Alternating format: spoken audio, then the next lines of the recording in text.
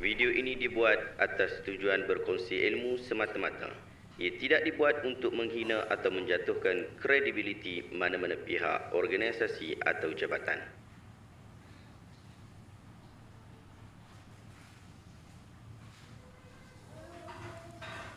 Assalamualaikum warahmatullahi wabarakatuh. Saya Syahabuddin. Terima kasih banyak kerana anda berada di channel YouTube saya dan terima kasih banyak jika anda telah tekan butang subscribe. Kalau belum tekan butang berkenaan, tekan butang itu sekarang. Jika ada video-video yang bermanfaat, insya-Allah akan ada di feed YouTube anda. Sahabat-sahabat, baru ni jadi viral sekali lagi isu Bani Tamim daripada kalangan Melayu, bangsa Melayu, dan isu ini diangkat oleh Ustaz Siddiq Nur dan kita tengoklah apa yang Ustaz Siddiq Nur sebut. Moga-moga kita dapat ambil manfaat daripada video ini dan juga ulasan selepas itu.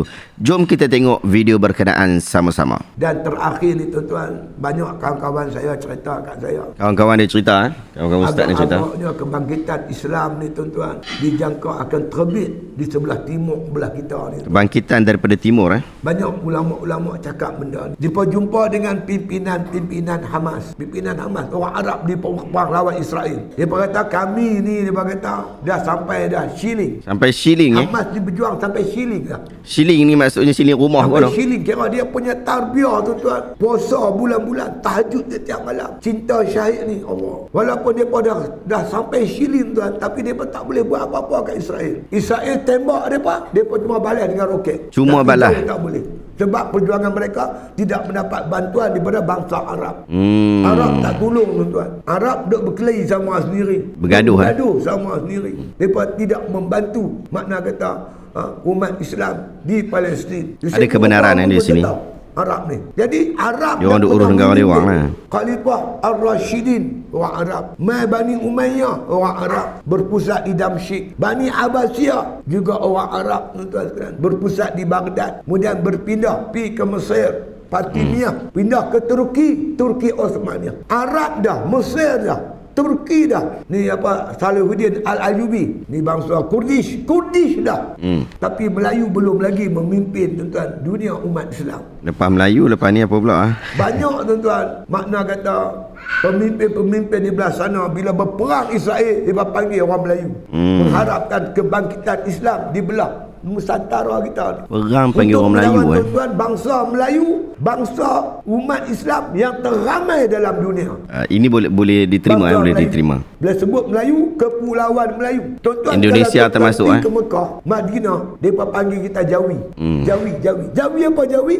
Yang main daripada Thailand Jawi, yang main tanah Melayu Jawi, main daripada Indonesia semua dipanggil Jawi. Inilah Jawa. Kebangkitan Melayu. Jadi saya tengok pilihan raya kali ni lain macam tuan-tuan. Oh, pilihan raya. Orang Melayu dah bangkit. Kesedaran mereka dah bangkit. Ini siapa nak infak kebangkitan orang Melayu. Nak derma kat Tafiz Qiyam ni. 2024 akan berlaku pilihan raya di Indonesia. Dijangka gerakan Islam di Indonesia akan menguasai politik Indonesia dalam pilihan raya 2024. Anies Baswedan 2024 tuan-tuan, genap 100 tahun Islam tumbang. Islam tumbang di Turki 1924. Mei 2024. Bukan Islam tumbang ni. Kerajaan ni. Nabi Islam tak tumbang. Setiap 100 tahun Allah akan hantar seorang mujaddid. Mungkin mujaddid akhir zaman mai daripada belah Nusantara ni. Kemungkinan besar. Tuan-tuan yang dirahmati Allah. Kalau benda ni benar-benar berlaku, kalau kita tak bangkit dengan kebangkitan ini, kita rasa rugi amat sangat. Nak jadi tentera Mahdi, Imam Mahdi tak ambil tentera dia tuan-tuan, orang yang tak main masjid.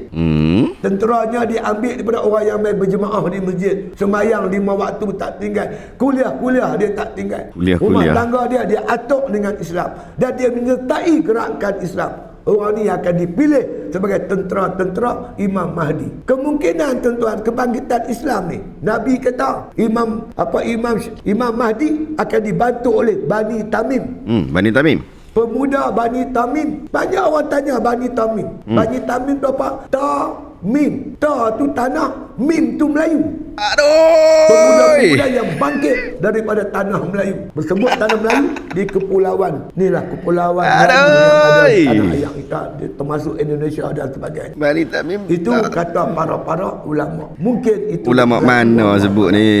Kalau benda ni benar-benar berlaku, jangan lepaskan peluang, tuan-tuan. Marilah kita menjadi pejuang-pejuang kepada agama Allah Subhanahu wa taala. Amin ya rabbal. Okey, insya-Allah. Mudah-mudahan Allah Taala beri kepada kita kekuatan. Okey, baik, cukup. Kita dah tengok video berkenaan Bani Tamim Tanah Melayu. Kita dah tengok video berkenaan Bani Tamim Tanah Melayu.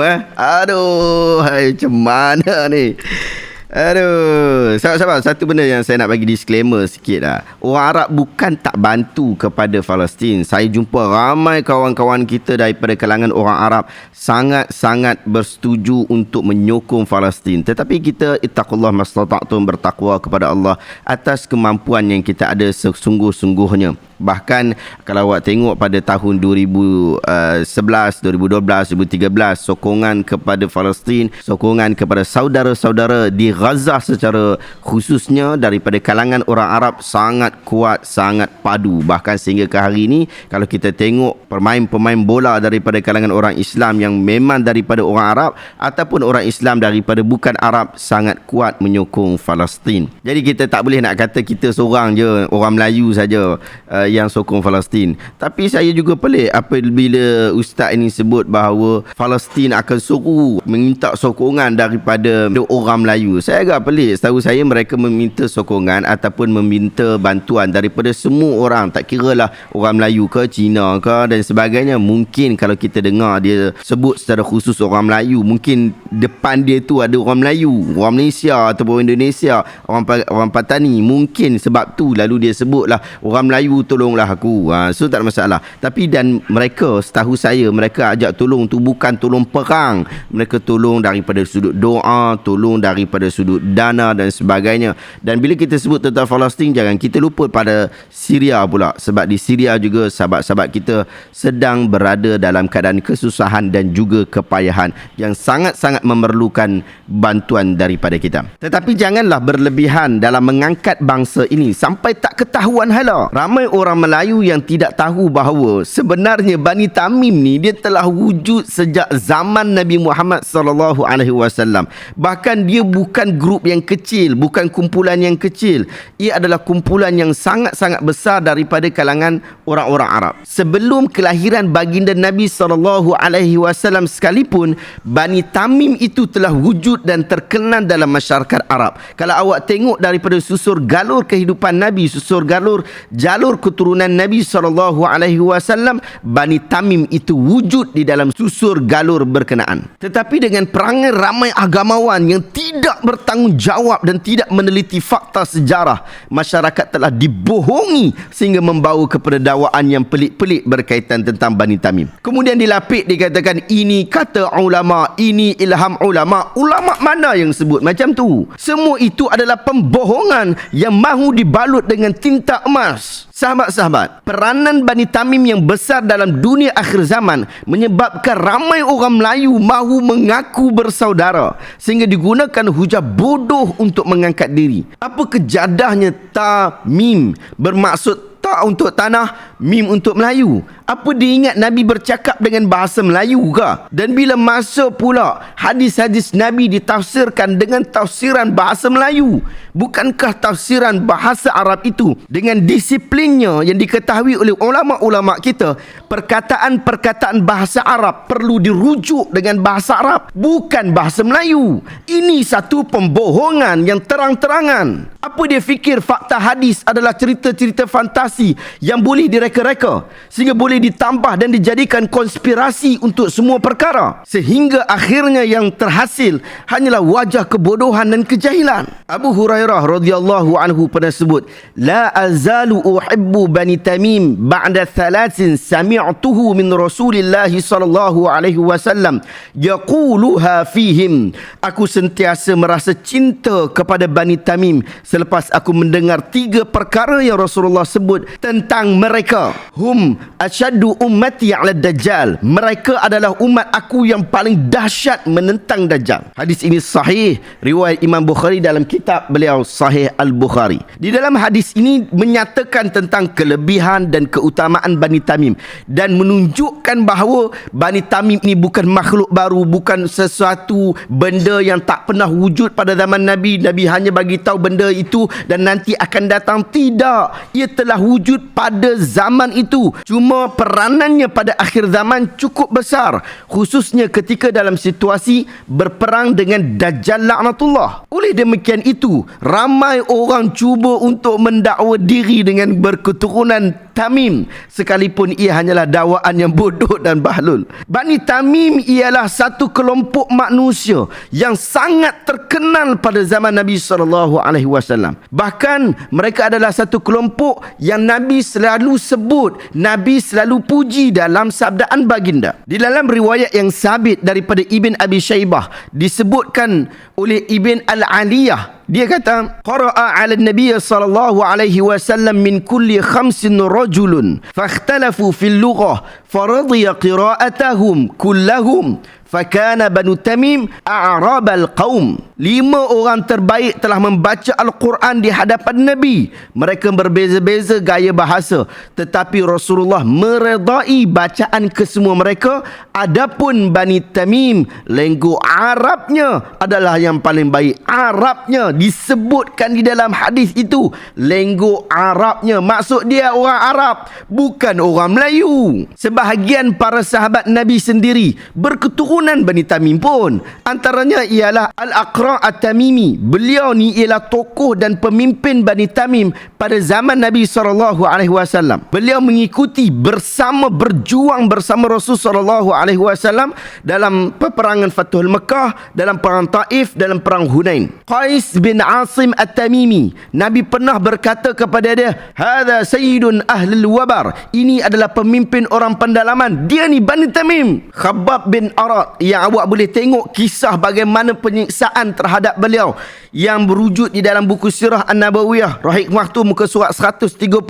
Khabbab ini adalah orang yang awal-awal memeluk Islam. Beliau diseksa apabila masuk Islam dengan besi, diletakkan di atas dada dan diletakkan di kepala dia agar dia mengingkari Muhammad, tetapi dia tak heran langsung, bahkan itu lebih menambahkan imannya. Khabbab bin Arat adalah Bani Tamim. Al-Qa'qa' bin Amru yang menjadi pemimpin dalam peperangan Qadisiyah. Abu Bakar sebut suara Qa'qa' lebih baik daripada suara 1000 orang pahlawan. Hanzalah bin Ar-Rabi' yang menjadi salah seorang penulis wahyu, dia ini adalah Bani Tamim. Ramai lagi daripada kalangan mereka itu adalah Bani Tamim. Dan tak berhenti setakat itu. Fun fact yang ramai orang mungkin tak boleh terima, antara mereka yang mempunyai darah keturunan ini ialah Syekh Muhammad bin Abdul Wahab, yang orang selalu kata Wahabi itu, dia itu berketurunan Bani Tamim solid. Emir Qatar yang sekarang, pemimpin Qatar sekarang, dia juga berketurunan dengan keturunan Bani Tamim. Pemimpin-pemimpin Arab di negara Teluk